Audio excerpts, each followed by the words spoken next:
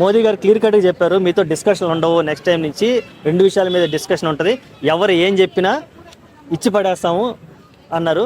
కాకపోతే అందరికీ ఉన్న క్వశ్చన్ ఏంటంటే, ఈ ఎంటైర్ సినారియోలో అమెరికా పాత్ర ఏంటి, అమెరికా మాట మనం ఎందుకు విన్నాం, ఎందుకు వినాల్సి వచ్చింది అని మీ అందరికీ ఒక డౌట్ ఉంది. అది కొంచెం ఓపిక్గా వినండి. మరి మీకు తెలియనప్పుడు చెప్పినప్పుడైనా కనీసం ఓపిక్గా వినండి.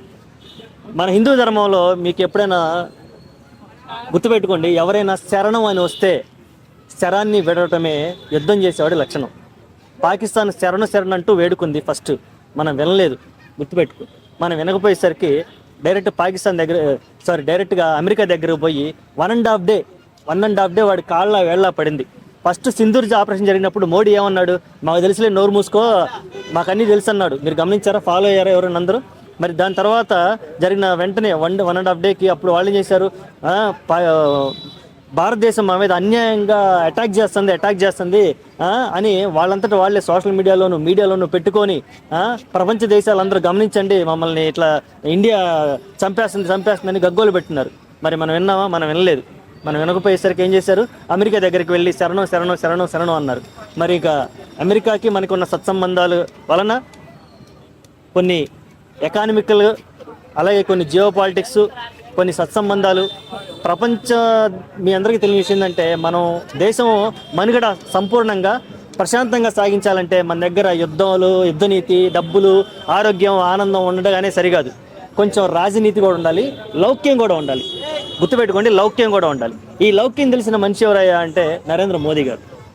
మరి ఆయనకి యుద్ధనీతి తెలుసు, రాజనీతి తెలుసు, లౌక్యం కూడా తెలుసు. కాబట్టి కొన్ని విషయాలను అర్థం చేసుకొని ఒక వ్యక్తి చెప్తున్నప్పుడు దానికి తలొగ్గి ఓకే సీజ్ ద ఫైర్ అన్నారే తప్పితే మన దగ్గర చేతగా కాదు, మనం పోరాడలేక కాదు. ఆల్రెడీ మనం ఎంత రేంజ్లో పోరాడగలుగుతామో, మన శక్తి సామర్థ్యాలు ఏమిటో మన బ్రహ్మోస్ చూపించాయి, మన S-400 చూపించాయి. మనం డెవలప్ చేసినటువంటి చాలా మనకు పేర్లు తెలియదు, మరి అవన్నీ బయట తెలియదు. కాబట్టి సోషల్ మీడియాలో మనం చూసిన బ్రహ్మోస్, S-400 మనకు తెలుసు. కాబట్టి ఇవన్నీ సమర్థవంతంగా ఎదుర్కొని ప్రపంచ దేశాలకి భారత్ అంటే మామూలు కాదు అని తెలుసుకున్నారు. Right, okay. ఇప్పుడు ఒక పిల్లి ఎదురుపడ్డాయండి. పిల్లి ఏం చేస్తూ ఉంటుంది, అరుస్తూ ఉంటుంది. పులి సైలెంట్గా ఉంటుంది. పిల్లి అరిచినంత మాత్రాన పులి కంటే పిల్లి బలవంతురాలని అనుకుంటే ఎవరు పొరపాటు అండి? ఇంకో విషయం ఉంది, వాళ్ళు సెలబ్రేట్ చేసుకోక ఏం చేస్తారు, ఓడిపోయామని చెప్పుకుంటారా? ఇప్పుడు వాళ్ళ ప్రధానమంత్రి నరేంద్ర మోడీ మీడియా ముందుకు వచ్చి అవును మేము భారతం మీద గెలవలేకపోయాం, ఓడిపోయాం అని చెప్పుకుంటే ఏమంటారండి? వెంటనే పాకిస్తాన్లో ఏం జరిగిద్దండి, వాళ్ళే బాంబులు వేసుకుని వాళ్ళే నరుక్కొని వాళ్ళ ప్రధానమంత్రి నరికి చంపేసి ముక్కలు చేసి చేపలకి చెరువులు మంది కింద వేస్తారు. మరి మీడియా ముందుకు వచ్చి ఏం చెప్పుకోవాలి వాళ్ళు? భారత్ మా మీద అక్రమంగా పోరాడుతుంది అని చెప్పారు, భారతం మీద మేము గెలిచామని చెప్పారు. ఓకేనా? మరి అదే చెప్పుకోక వాళ్ళ మనుగడ వాళ్ళు కొనసాగించుకోవాలి. సోషల్ మీడియాలో అదే అండి, వాళ్ళ మినిస్టర్ ఏం చెప్పాడు, యుఎస్లో జరిగినటువంటి ఇంటర్వ్యూ మేము 5 రఫేల్ యుద్ధ విమానాలు పేల్చేసాము భారత్ అంటే ప్రూఫ్ చూపించమంటే సోషల్ మీడియాలో చూసుకోండి అని చెప్పాడు. మరి ఎంత హాస్యాస్పదంగా ఉంటుంది. మరి ఇది కూడా అలాగే తీసుకోవాలి మనం. ఓకేనా? కాబట్టి వాళ్ళు స్వీట్లు పంచుకున్న, ర్యాలీలు చేసుకున్న, మరి చాలామంది అనుకుంటున్నారు మరి అక్కడ టెర్రరిస్టులు ర్యాలీ చేశారు, మరి దీని గురించి ఎవరు మాట్లాడరేంది? అక్కడ గన్స్ బట్టి ఏ దేశంలోనే ఇట్లా చూసామా? ఇటువంటి నీచ చరిత్ర చూసామా? ఒక టెర్రరిస్టులు గన్ను పట్టుకు, మన పోలీసులు కూడా గన్నులు ఇట్లా పబ్లిసిటీ చేస్తా ర్యాలీ చేయరు. మరి వాళ్ళకి ఓకే, ఇది ఒక మంచి క్వశ్చన్. ఇలాంటి వాళ్ళకి అమెరికా ఎందుకు సపోర్ట్ చేస్తుంది? గుర్తుపెట్టుకోండి, నేను పెద్దన్నని. ఫర్ ఎగ్జాంపుల్ నేను అమెరికన్, నేను పెద్దన్న ఎప్పుడు అవుతాను? నా కింద ఒక తమ్ముడు, ఒక లుక్కీగాడు ఉన్నప్పుడే నేను పెద్దనని అవుతా. అర్థమైందా? ఆ లుక్కీగాళ్ళు అందరూ లేకపోతే నన్ను ఎవడు గౌరవిస్తాడు? నన్ను అన్న అని ఎవడు పిలుస్తాడు? అట్లాంటి తుప్పాసుగాళ్ళందరినీ పెంచి పోషించేది ఆయన చెప్పాడు కదా, వాళ్ళ మినిస్టరు, మేము యుఎస్ పశ్చిమ దేశాల కోసం టెర్రరిజాన్ని 30 ఏళ్ళు పెంచి పోషించామని అని చెప్పాడు కదా, విన్నారు కదా. మరి ఇలాంటి వాళ్ళ కోసం పెంచి పోషించినప్పుడు మరి ఏదో ఒకటి చేయాలి కదా. ఏది పెద్ద నిర్ణయాలు తీసుకోలేకపోయినా కనీసం భారత్తో మాట్లాడడానికి ముందుకు రావాలి కదా.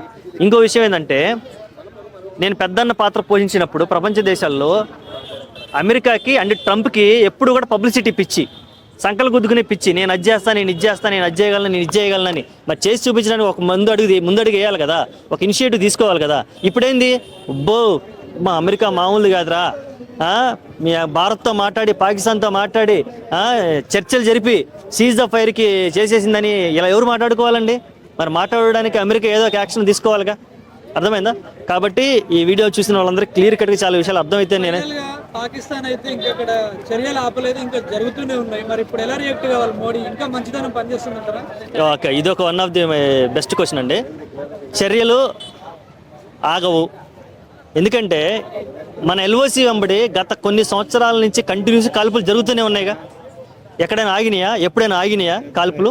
ఆగలేదు, ఇక ముందు కూడా ఆగవు. ఇటువంటి కవ్వింపు చర్యలు, ఇటువంటి కాల్పులు అనేవి మన ఇరు దేశాల మధ్య ఇచ్చిపుచ్చుకోవడం లాంటివి.